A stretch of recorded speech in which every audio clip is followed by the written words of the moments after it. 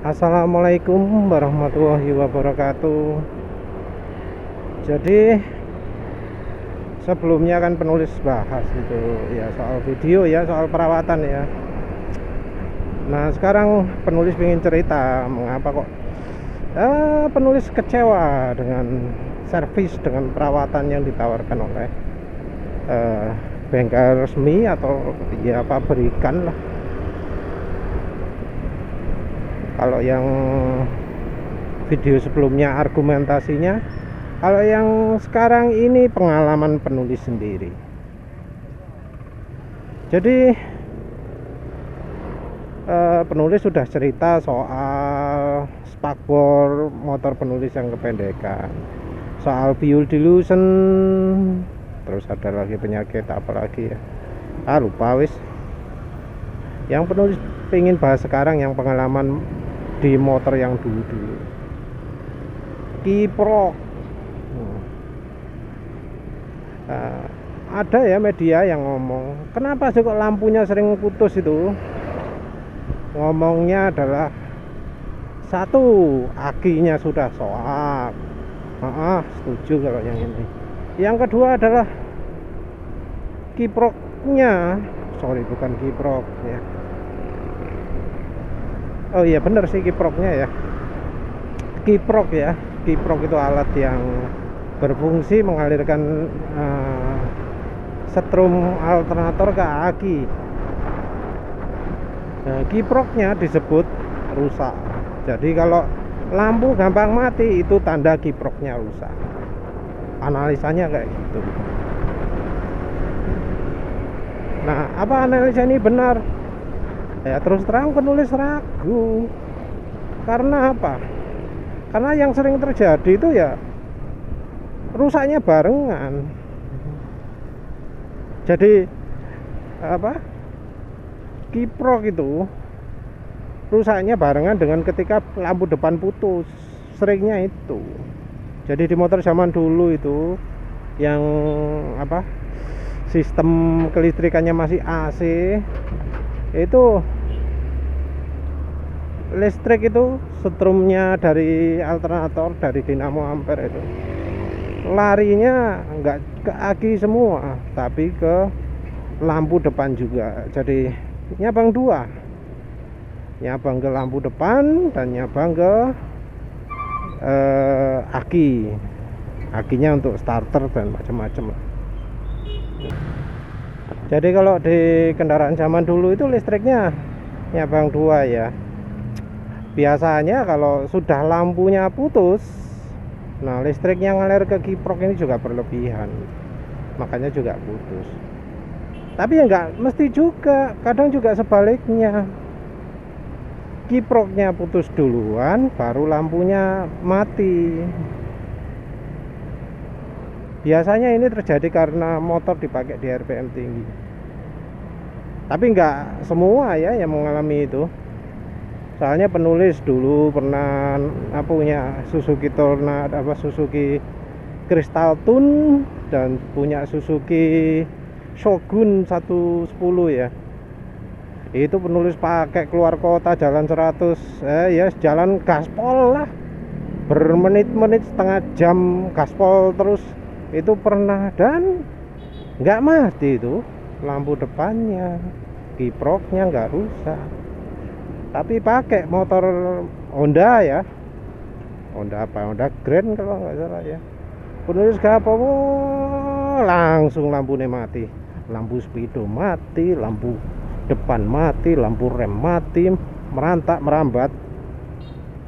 Ya jadi bukan karena kencangnya yang jadi masalah itu sebenarnya, tapi kualitas komponennya. Ya memang ada satu merek itu yang emang jelek gitu ya, ringkih, walau nggak dipakai ngebut sekalipun kadang ya mati. Jadi ya kalau motornya sudah seperti itu kualitasnya, ya mau dirawat seperti apapun nggak ada efeknya lah. Ganti busi lebih cepat, ganti lampu lebih cepat, diganti oli, nggak ada gunanya, karena problemnya ada di komponennya. rusak ya wis rusak, nggak ada hubungannya dengan perawatan, emang dari aslinya cacat. Jadi ya ini kembali menguatkan ya bahwa kalau motornya cepat rusak itu karena nggak dirawat, enggak ya, salah ya, karena ya memang satu motor itu cepat rusak. Yang apa, waktu penulis bahas ini juga muncul juga masalah komstir, masalah yang ini loh, yang bagian setang ini ya, bearingnya setang. Nah itu ada yang ngomong varionya, ada yang ngomong bitnya, apalagi ya macam-macam vario, ada vario 150, ada vario 125, maaf. Nah itu ternyata jenang ya, kalau jenang ya omongannya ya, cepat rusak. Apa itu bisa dirawat? Ya enggak lah, itu ketahanan komponen ya, karena memang kualitas bearingnya Honda itu jelek. Kualitas bearing ini ingin ingat juga ya, soal motor penulis dulu Supra Fit, bearing rantainya lemah, jadi oblak-oblak gitu. Apa salah perawatan? Enggak. Pada waktu itu penulis itu termasuk yang sregep ke bengkel setiap beberapa waktu sekali itu servis ke bengkel. Dan ya ternyata ya, walau bagian itu mudah diakses, ternyata pelumasan bearing itu enggak termasuk dari bagian yang diservis. Ya apa salah penulis? Ya enggak, karena itu perawatan rutin sudah penulis serahkan ke bengkel, tapi ya nyatanya enggak dikasih pelumasan. Nah, terus akhirnya oblaknya juga ya karena kurang perawatan. Tapi masalahnya yang mekanik tukang servisnya bengkel resmi ini nggak melakukan. Oh iya sih, yang soal Kipro penulis rupa Suzuki Next 2 nya penulis itu kan pernah masalah juga, motor baru akinya nggak ngisi, jadi aki itu sama sekali nggak kepake ya. Jadi kalau waktu motor nyala, listrik nyala, ECU nyala normal, tapi aki itu makin lama makin habis. Dalam waktu seminggu habis, bawa ke bengkel, oh ini cuma akinya mas, diganti akinya. Terus seminggu lagi rusak lagi. Maklum yang rusak chargernya ya penulis, begitu dibilang ganti akinya curiga apa bener. Terus penulis pinjem avometernya kantor, dicek, walah ternyata turun, ternyata nggak ngisi. Ya akhirnya berikutnya ke sana lagi komplain, terus dibilang nggak sanggup nangani. Cuma masalah gitu tok loh, nggak sanggup nangani, suruh ke pusatnya Suzuki yang di Ahmad Yani Surabaya. Ya wes ke sana, di sana cuma didiagnosa lagi, ini cuma baterainya, akinya mas yang soal. Ya kan heran ya penulis, akinya sudah diganti baru, ya kebetulan masih garansi saat itu, tapi ganti kedua ini nggak kena garansi, penulis harus bayar. Ini sudah nggak apa-apa mas, sudah ngisi kok, ngomong gitu dengan PD-nya. Ya penulis nggak percaya, engkel-engkelan, suruh penulis minta yang mekaniknya itu membuktikan, pengen lihat sendiri apa bener nggak ngisi, apa bener sudah bekerja normal. Oh ya wis, diambilkan avometer yang ada LED-nya ya. Ini namanya avometer pas, ngukur voltase, nanti kelihatan voltasenya di sini. Kalau nyala bakal kelihatan voltasenya naik. Dipasang, dinyalakan motornya dan bener nggak ngisi. Ya wis akhirnya dia malu sendiri, tapi gitu masih sulit juga. Mau klaim garansi sulit. Ya wis akhirnya entah sana diskusi telepon atau apa ke Suzuki pusatnya lagi ya, di pusat Jawa Timur harus di situ. Mau ke pusatnya lagi ya Jakarta paling ya. Dan akhirnya mau lah, tapi ya tetap kesel ya, walau apa bagian yang rusak itu diganti, tapi akinya tetap dibebankan ke penulis. Jadi keluar uang gara-gara ya mekanik bengkel resminya nggak mampu mendiagnosa dengan benar. Padahal jelas nggak ngisi loh, diomongin ngisi gitu kan, menjengkelkan sekali ya. Waktu itu dikonfirmasi, disuruh buktikan depan penulis, ternyata ya malah nggak ngisi beneran kan. Kayak gitu loh, bikin jengkel. Nah soal melumasi ya, yang perawatan soal baut ya, soal bearing. Harusnya bearing itu kan dilumasi.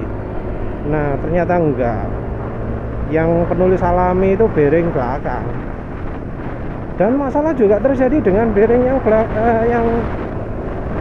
roda juga. Jadi bearing roda itu kan bisa diakses, bearingnya swing arm juga diakses. Apa dilumasi? Enggak ternyata. Hal ini membuat penulis teringat ketika ya motor penulis yang Suzuki Spin itu bagian CVT-nya oblak, nggak karuan. Katanya karena kurang pelumasan. Oke, mungkin itu salah penulis karena nggak melakukan pengecekan ya.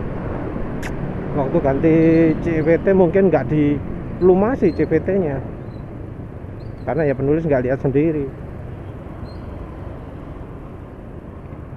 Ya akhirnya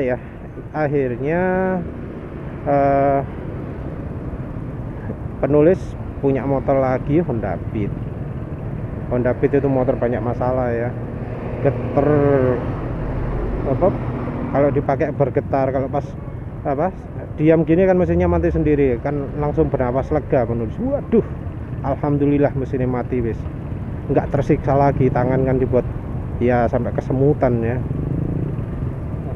Untungnya bisa mendingan ketika setelah beli jalur setang yang dari logam yang berat. Nah di Honda Beat ini ya penulis perhatikan, mau mau bener ada perawatan nggak? Ternyata enggak. Bagian CVT itu yang katanya tiap 10.000 atau tiap 8.000 km sekali katanya ya, di bengkel resmi ternyata nggak dilakukan. Padahal itu langganan bengkel resminya. Ya kalau pindah-pindah enggak, ini langganan. Jadi ya ngomong motor bisa awet karena perawatan, kalau di servis rutin itu bohong ya. Kita harus tahu sendiri yang dilakukan oleh bengkel resmi itu sudah beneran bikin motor awet enggak. Motor penulis loh, servis 4.000. Wes coba dibersihkan filter udaranya tok wis. Kalau di Honda paling bukan bersihkan filter, langsung disuruh ditodong, suruh beli filter edan.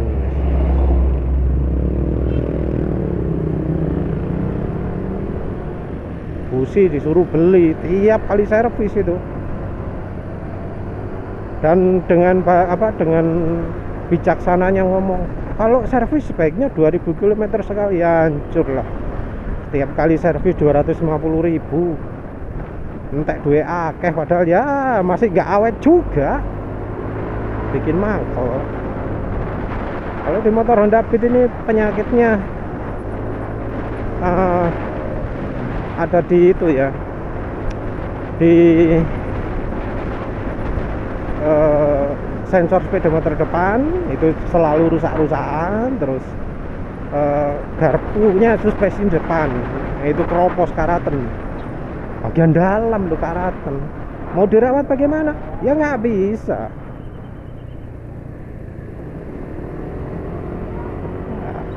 Cuma bisa ganti. Ya gitulah kualitasnya Honda sekarang. Jangan bicara juga soal suspensi belakang. Kalau suspensi belakang itu merek KYB, merek Showa sekarang jelek. Aneh loh ya. Penulis ingat dulu zamannya Honda Tiger ya, masih baru-barunya. Terus kemudian muncul Honda Tiger versi ada tabungnya. Yang nggak ada tabungnya harganya 350.000 sepasang. Nah yang ada tabungnya 700. Padahal tabungnya tabung palsu loh ya, cuma pasangan tok, pajangan tok, nggak fungsi. Ya memang suspensi Jepang itu menang mahalnya tok ya, mahal tapi jelek parah lah. Terus masalah lagi, biasanya kalau bengkel resmi nyetel itu kan pakai kan, nyetel mengasih pelumas, misalnya kayak di dulu ya zamannya kabel rem, kabel kopling itu kan dulu masih ya, melumasi rantai juga. Nah itu kan pakai oli bekas. Penulis pernah tanya loh, kenapa kau pakai oli bekas? Ya emang di mana-mana gitu, nggak apa-apa kok, ini bagus. Biar awet mas, kasih oli bekas. Masa loh sampai kayak gitunya loh, nanunya pembohongan terhadap konsumen. Karena jelas ya, namanya oli bekas itu sudah nggak ada kemampuan pelicinya lagi, tapi masih ada kemampuan melarutkan. Nah kalau digunakan, akibatnya apa? Nah gemuk apa stempet itu loh, gemuk atau stempet ini bakal hilang. Grease ya bahasa Inggrisnya, bakal hilang larut oleh oli bekas ini. Dan oli bekasnya sendiri nggak bisa melindungi mesin dengan baik, sehingga hasilnya adalah ya yang pakai kabel-kabel ini jadi cepat rusak.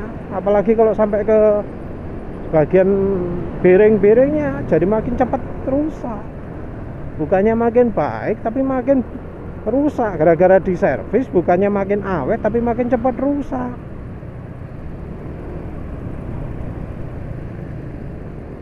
Jadi kalau misalnya ada motor apa namanya, kabel koplingnya sering putus gitu ya, padahal setiap servis selalu diminyaki loh.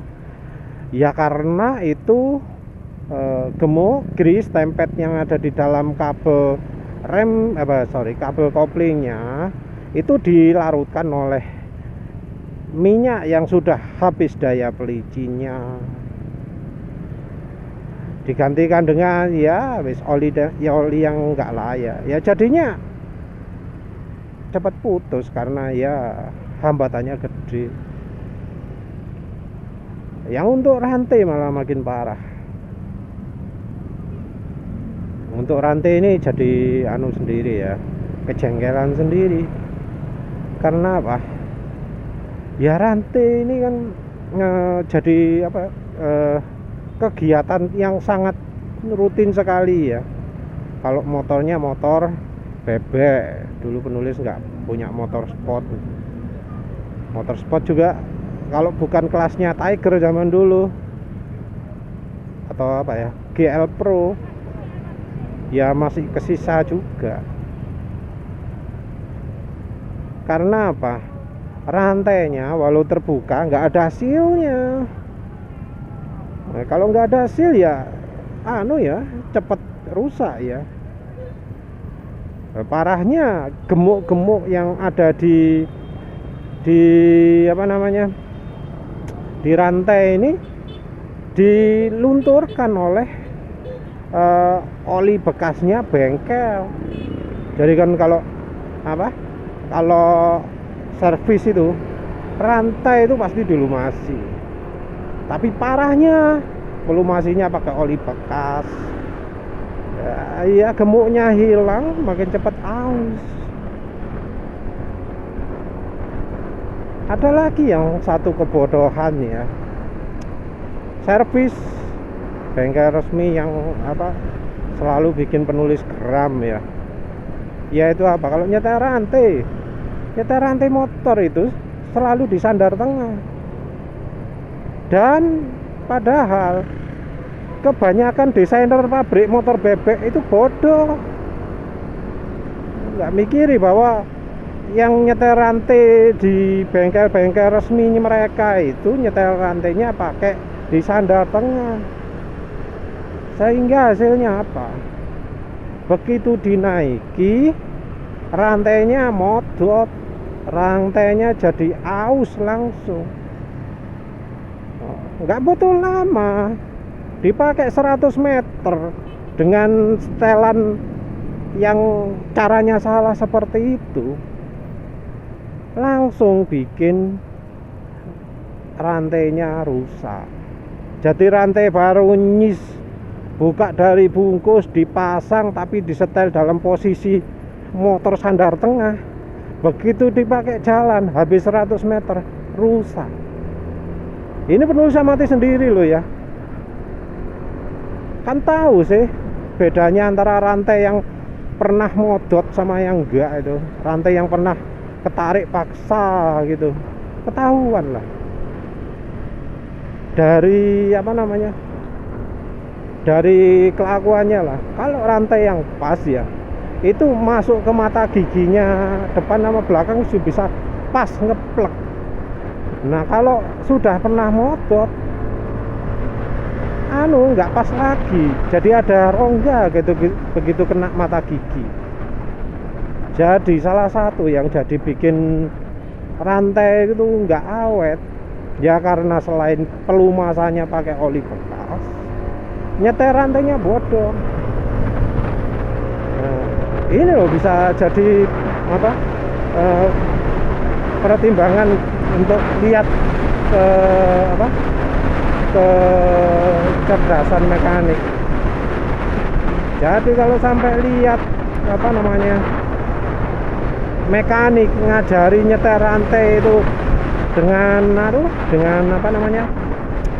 di sandar tengah, nah itu pasti mekanik nggak pinter, itu mekanik bodoh yang cuek, yang nggak pernah naik sendiri motor mereka. Karena kalau mereka tahu, mereka pasti bisa merasakan rantainya itu setelannya terlalu kencang. Tapi ya yang bodoh ya cuek. Yang penting ketok nyetel rantai, ketok kayak keren-keren.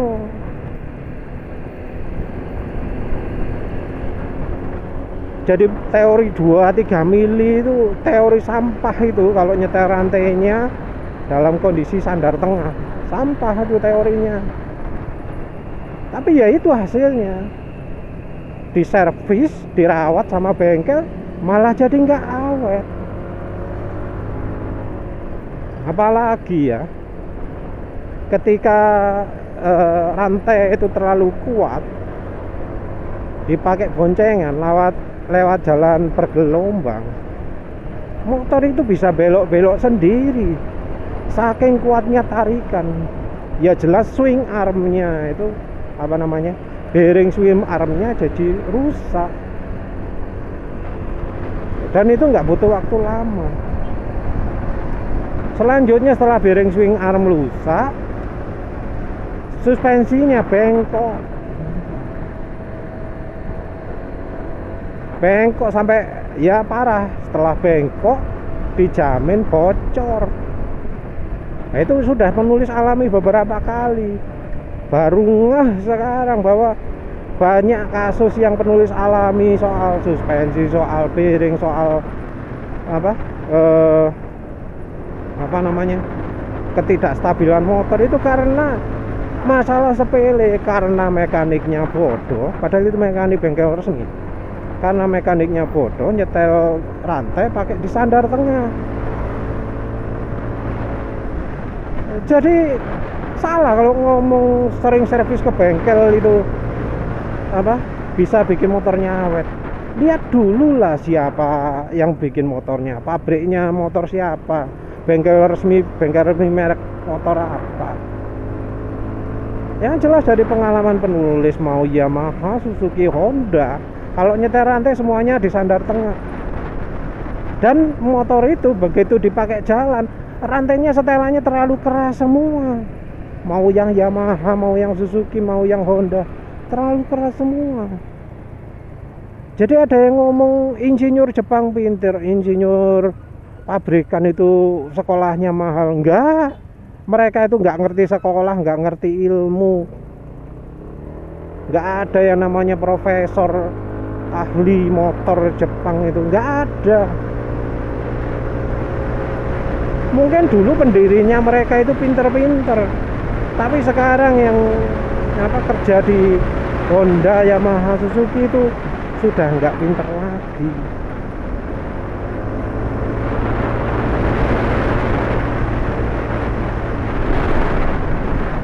Terus apa lagi ya?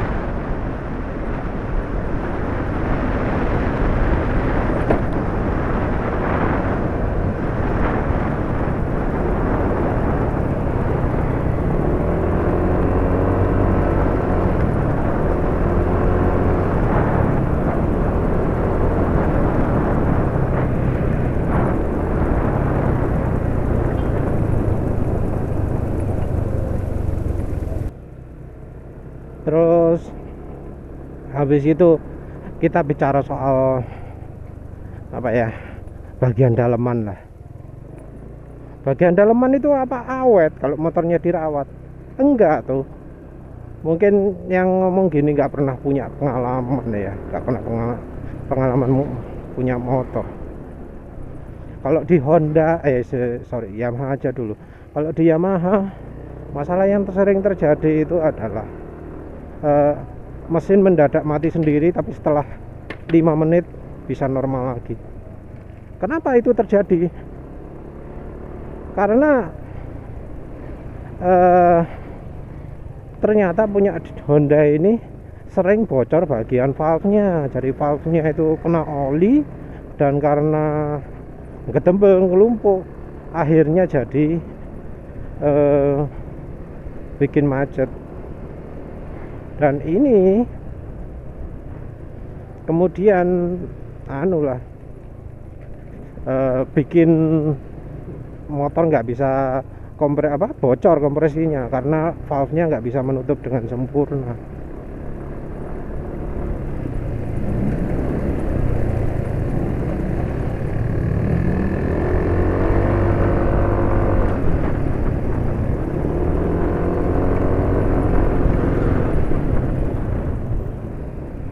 Nah, kalau di Honda iya beda lagi. Penulis pernah ngalami, kenapa kok motor ini ngik terus, starter bunyi ngik terus, rusak. Bawa ke bengkel, dibongkar, dipasang lagi, oke lagi, ngik lagi, dipasang, bongkar, balik lagi, sampai akhirnya rusak terus ganti. Terus akhirnya apa? Ganti oli. Nggak pakai punya Honda lagi, nggak pakai punya ya yang jelek-jelek lagi. Saat itu lupa wis. Penulis saat itu percaya sama oli Valvoline 20 W50. Begitu dipakai penyakit hilang. Starter yang biasanya jadi bunyi nguk-nguk itu hilang wis. Nggak lagi bunyi nguk-nguk lagi. Enak langsung. Zaman segitu loh ya. sudah ada perbedaan antara oli resmi dan oli aftermarket ya. Nggak jelek-jelek amat saat itu sih, nggak sejelek sekarang lah, paling nggak dipakai masih cukup layak lah oli resmi itu, tapi masih tetap jelek. Dan di saat itu apa, ada oli ya terkenal, oli Top One saat itu terkenal banget saat itu, katanya pangsa pasarnya 30% lebih kalau nggak salah ya. Pokoknya oli nomor 1 lah di Indonesia itu. Dan aneh ya, orang itu kalau sudah percaya sama apa iklan, sama apa namanya, penjualan produk sama nama, nggak peduli walau ada kejadian aneh-aneh di motor. Ada motor temen menulis ya, kelihatan berasa paginya, terus dia cerita dengan bangganya, aku ini kemarin nyoba oli Top One, enak loh ternyata, coba ganti oli Top One, padahal asap apa motornya jadi berasap. Tapi motornya jadi berasap, katanya apa, katanya tukang servisnya itu ada debu yang masuk. Wah ya nggak bisa dipercaya, soalnya apa, yang namanya debu itu nggak bisa ngerusak seal, paling ya cuma mengotori mesin. Yang bisa ngerusak seal itu apa, oli. Kalau oli sudah apa, bikin grempes apa seal, ya wes dipakai sekali pun bisa langsung berasap motornya, rusak sealnya. Penulis juga pernah lihat apa namanya, ada motor ya, Suzuki Smash itu kan ya termasuk lumayan awet kan ya, itu bagian dalamnya sampai hitam banget, padahal katanya nggak sampai lama, 500 km atau berapa sesudah ganti oli. Ya semenjak itu unik ya, di bengkel Suzuki yang dekat penulis itu jadi muncul tulisan dilarang membawa oli Top One, BM1 dan satu lagi mereka pelupa itu.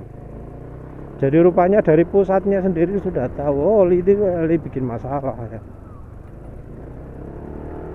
Saat itu di bengkel Suzuki sendiri oli bisa milih ya, nggak cuma satu. Baru mungkin setelah itu baru muncul Suzuki Genuine Oil ya, mungkin karena banyak yang rusak. Ya wis lah, begitu aja. Terima kasih udah menonton. Assalamualaikum warahmatullahi wabarakatuh.